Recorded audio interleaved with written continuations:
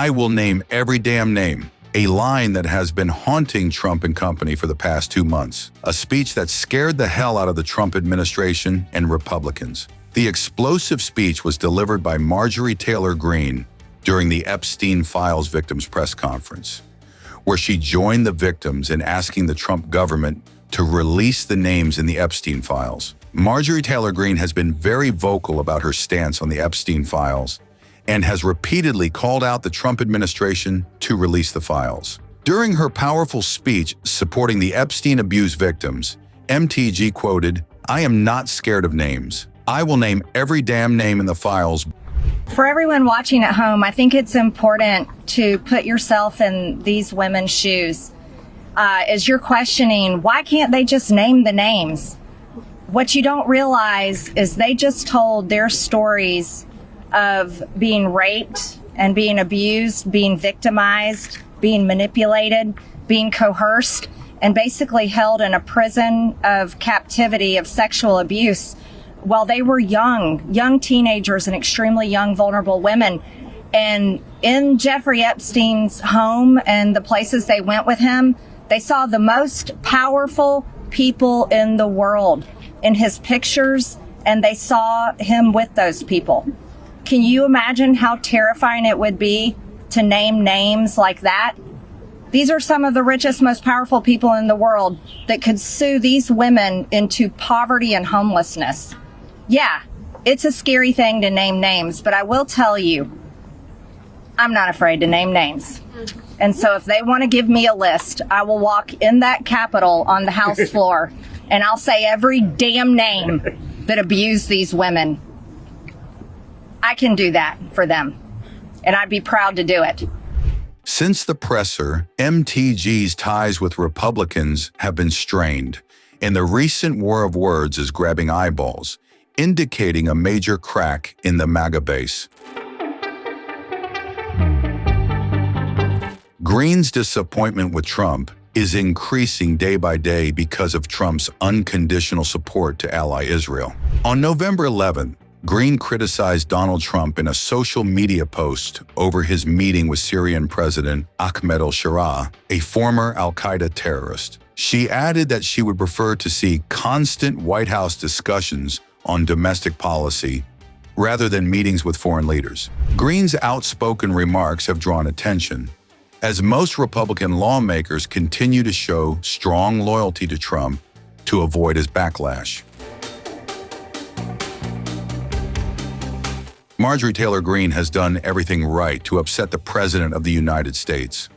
From calling out Israel over the Gaza genocide, praising Pelosi over her incredible career, to terming Trump's tariffs as bumpy and denouncing the Trump administration for not releasing the Epstein files, Greene has gone against every damn thing that Trump and Republicans stand for.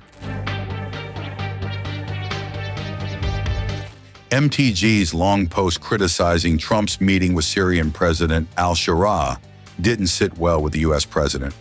When questioned about Greene's criticism by reporters in the Oval Office, Trump clarified that he was aware of it.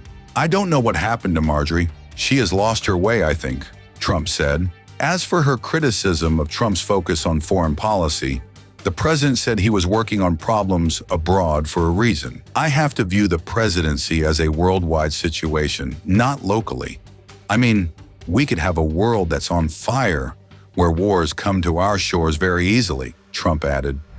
With the Syrian president earlier today, Marjorie Taylor Greene, who is a big ally of yours, said that she would rather see you focused on nonstop domestic policy meetings here at the White House instead of nonstop foreign policy meetings.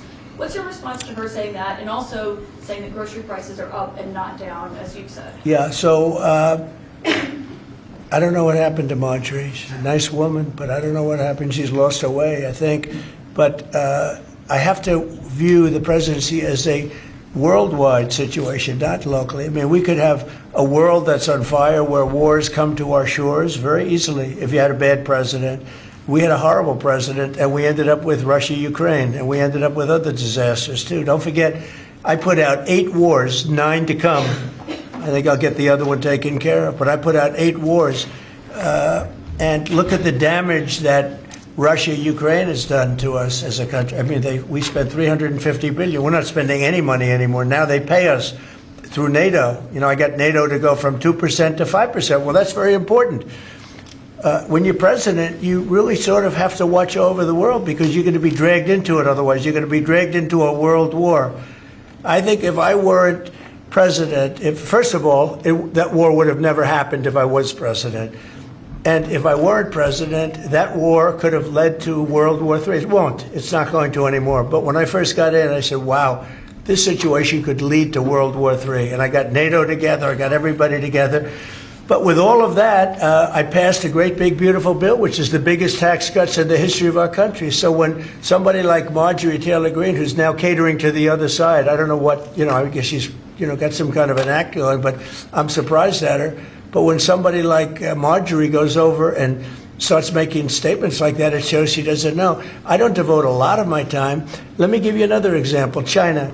China was going to hit us with rare earth. Now, everybody says, what does that mean? Magnets.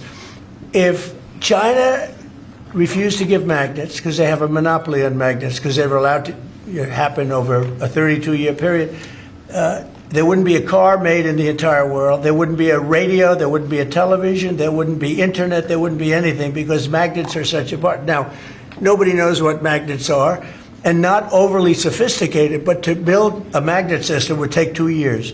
So if I weren't able to say to China, look, if you're going to do that to us, we're going to charge you 158% tariff. It was 100% on top of 58%.